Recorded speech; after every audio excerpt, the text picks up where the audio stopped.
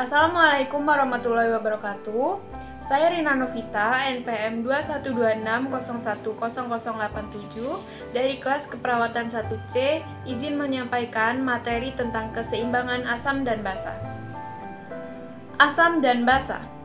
Asam adalah substansi yang melepaskan ion H+ dalam larutan, terdiri dari asam kuat dan asam lemah. Asam kuat adalah asam yang dapat terurai dengan cepat dan melepaskan banyak ion H+ dalam larutan, contohnya HCl. Sedangkan asam lemah kurang kuat melepaskan ion H+, contohnya H2CO3. Pada basa, basa adalah substansi yang dapat menerima H+ dalam larutan, terdiri dari basa kuat dan basa lemah. Basa kuat adalah basa yang bereaksi dengan cepat dan kuat dengan ion H+, contohnya OH- dan H2O. Basa lemah yaitu berikatan lemah dengan ion hidrogen, contoh HCO3. Keseimbangan asam basa. Keseimbangan asam basa adalah suatu keadaan di mana konsentrasi ion hidrogen yang diproduksi setara dengan konsentrasi ion hidrogen yang dikeluarkan oleh sel. Kita masuk pada pH. pH atau power of hydrogen adalah derajat keasaman yang digunakan untuk menyatakan tingkat keasaman atau kebasaan yang dimiliki oleh suatu larutan. Derajat keasaman atau pH darah manusia normalnya berkisar antara 7,35 hingga 7,45. Tubuh manusia mampu mempertahankan keseimbangan asam dan basa agar proses metabolisme dan fungsi organ dapat berjalan optimal. Prinsip keseimbangan asam basa. Istilah asidosis mengacu pada kondisi pH kurang dari 7,35, sedangkan alkalosis bila pH lebih dari 7,45. CO2 atau karbon dioksida adalah gas dalam darah yang berperan sebagai komponen asam.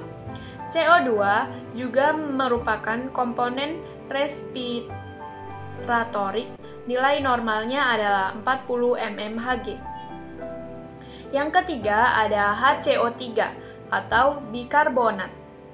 Berperan sebagai komponen basa dan disebut juga sebagai komponen metabolik.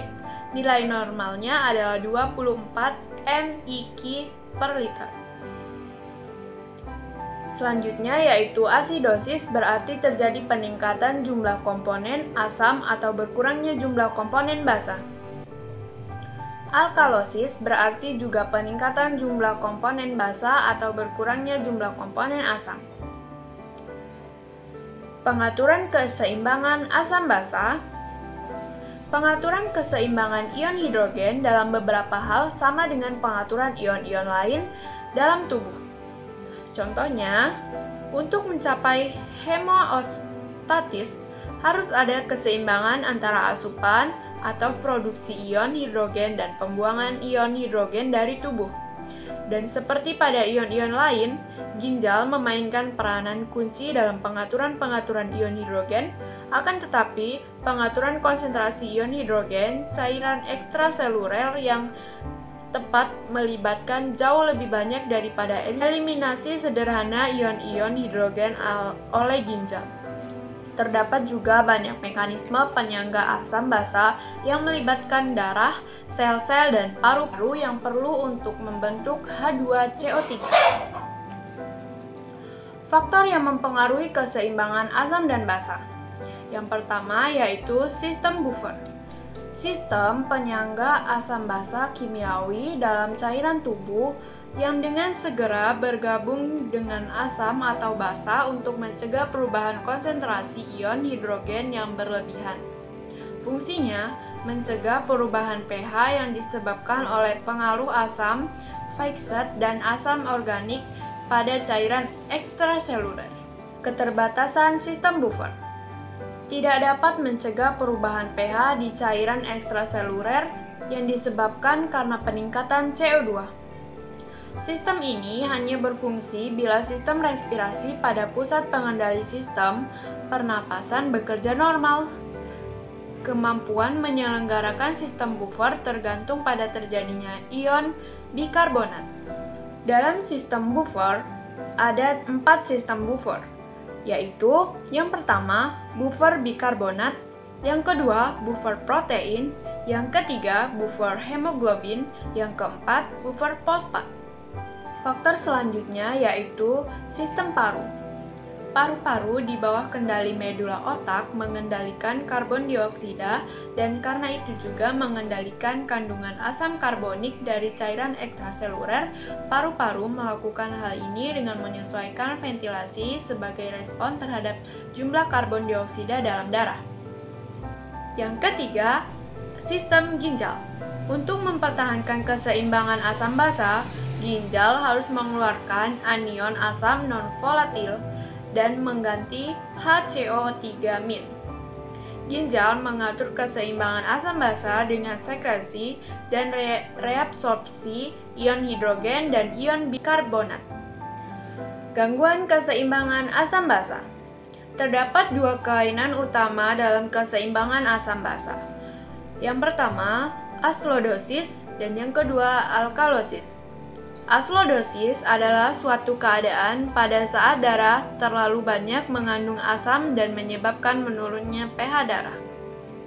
Alkalosis adalah suatu keadaan pada saat darah terlalu banyak mengandung basa dan menyebabkan meningkatnya pH darah.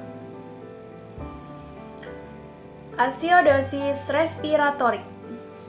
Acidosis respiratorik adalah keasaman darah yang berlebihan karena penumpukan karbon dioksida dalam darah sebagai akibat dari fungsi paru-paru yang buruk atau pernapasan yang lambat. Asidosis respiratorik terjadi jika paru-paru tidak dapat mengeluarkan karbon dioksida secara adekuat dan terjadi bila penyakit-penyakit dari saraf atau otot dada menyebabkan gangguan terhadap mekanisme pernapasan. Asidosis metabolik.